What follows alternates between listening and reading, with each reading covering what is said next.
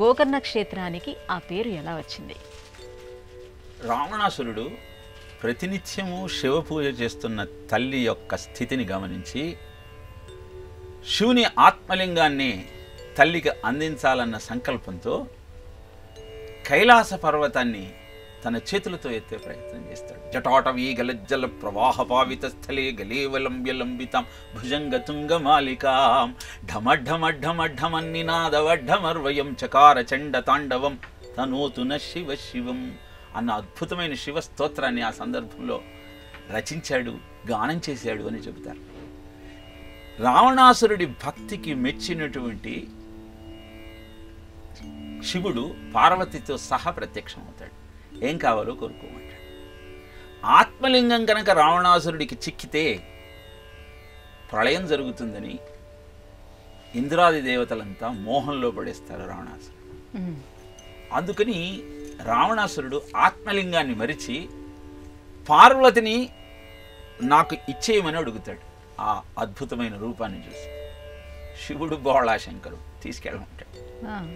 అలా పార్వతీదేవిని వెంటబెట్టుకుని వెళుతున్న రావణాసురుడి స్థితి గమనించి నారదుడు రావణాసురుడి దగ్గరికి వచ్చి, శివుడు నిన్ను భలే మాయ చేశాడు, నీకు ఎవరిని ఇచ్చారనుకుంటున్నావు?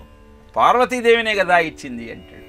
కాదు, ఒక్కసారి చూడు అంటే అప్పుడు ఆ పార్వతి కాళికా రూపంలో కనపడుతుంది.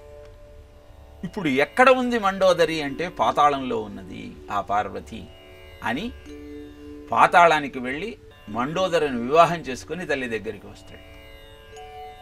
కైకసి, నేను ఆత్మలింగం తెమ్మంటే నువ్వు ఎవరిని తీసుకొచ్చావు అనగానే తన తప్పు తెలుసుకొని మళ్ళీ ఘోరమైన తపస్సు చేసి శివ సాక్షాత్కారాన్ని పొంది ఆత్మలింగాన్ని తీసుకొని తిరిగి లంకకు ప్రయాణమవుతాడు.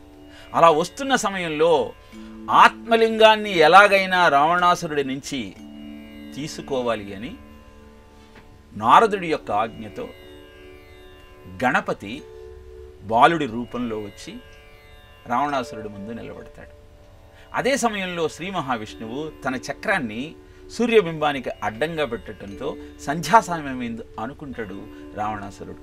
త్రికాల సంధ్యలలో సంధ్యావందనాన్ని చేసే అలవాటు కలిగిన రావణాసురుడు ఆత్మలింగాన్ని భూమి మీద పెట్టకూడదన్న శివుడి నియమాన్ని గమనించి ఎవరికి ఇవ్వాలని చూస్తున్న సమయంలో బాలుడి రూపంలో ఉన్న గణపతి కనపడతాడు. ఆయనకు ఇచ్చి సంధ్యావందనం చేసుకుందామని వెళతాడు. వెళ్ళేటప్పుడే ఈ బాలుడి రూపంలో ఉన్న గణపతి ఒక నిబంధన పెడతాడు. ఇది చాలా భారంగా ఉంది, నేను మోయలేను, 3 సార్లు అరుస్తాను, నువ్వు వస్తే నీకు ఇస్తాను, లేకపోతే కింద పెట్టేస్తాను అంటాడు. రావణాసురుడు వెళ్ళగానే అరిచి లింగాన్ని కింద పెట్టేస్తాడు. బాగా బాధపడతాడు రావణాసురుడు. ఆ బాలుడి రూపంలో ఉన్న గణపతి నెత్తి మీద ఒక మొట్టికాయ వేస్తాడు. ఇలా అద్భుతమైన ఆ శివుని ఆత్మలింగమే గోకర్ణ క్షేత్రంలో నేడున్నటువంటి ఆ శివస్వరూపం. దానిని పెకిలించాలని రావణాసురుడు చాలా కష్టపడతాడు. సాధ్యం కాదు, నా బలం కూడా భూమి నుంచి ఈ ఆత్మలింగాన్ని పైకి తీయలేకపోతుంది, కాబట్టి మహాబలము కలిగిన శివుడు అని మహాబలేశ్వరుడు అని అక్కడి ఆ శివస్వరూపానికి అద్భుతమైన నామకరణం చేయటం జరిగింది. ఆ కాళికాదేవి ఈనాడు అక్కడ కనపడుతున్న పార్వతీదేవి స్వరూపం. మనము మొట్టమొదట వినాయకుడిని దర్శనం చేసుకుని గోకర్ణంలోని శివస్వరూపాన్ని చూడటానికి వెళ్ళాలి.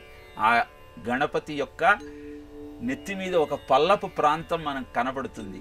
అదే రావణాసురుడు గణపతి మీద వేసిన మొట్టికాయ అని చెబుతారు.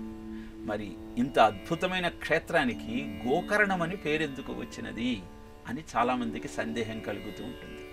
అక్కడ అఘమర్షణము, గంగావతి అనే 2 నదులు ఉన్నాయి. ఆ 2 నదులు కలిసే ప్రాంతము ఆవు చెవి ఆకారంలో ఉంటుంది కనుక దీన్ని గోకర్ణం అన్నారు అని ఒక ఐతిహ్యము ఉంటే, గణపతి గోవులతో బాలుడి రూపంలో వచ్చి రావణాసురుడి యొక్క ఆత్మలింగాన్ని కైవసం చేసుకునే సమయంలో 3వసారి గణపతి నేను కింద పెట్టేస్తున్నాను అని అరిచినప్పుడు పరిగెత్తుకుంటూ వచ్చినటువంటి రావణాసురుడికి పైకి వెళ్ళిపోతున్న ఆవులు కనపడుతూ ఉంటే ఆవును కిందికి లాగే ప్రయత్నంలో ఒక ఆవు చెవి పట్టుకున్నాడు. ఆ ఆవు చెవియే గోకర్ణంగా మారింది అని ఇంకొక ఐతిహ్యం ఉన్నది. ఏదేమైనప్పటికీ గోకర్ణ క్షేత్రంలో 4 గనక నువ్వు ఏకకాలంలో చేయగలిగితే నీకు పునర్జన్మ అంటూ ఉండదు.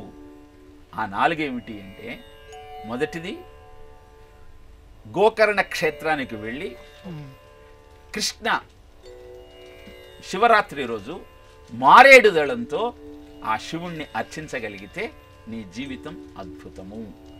ఇది గోకర్ణ క్షేత్రం యొక్క మాహాత్యం. శివ మాహాత్యాన్ని ఎంత చెప్పినా అది పూర్తిగా చెప్పినట్టు కాదు.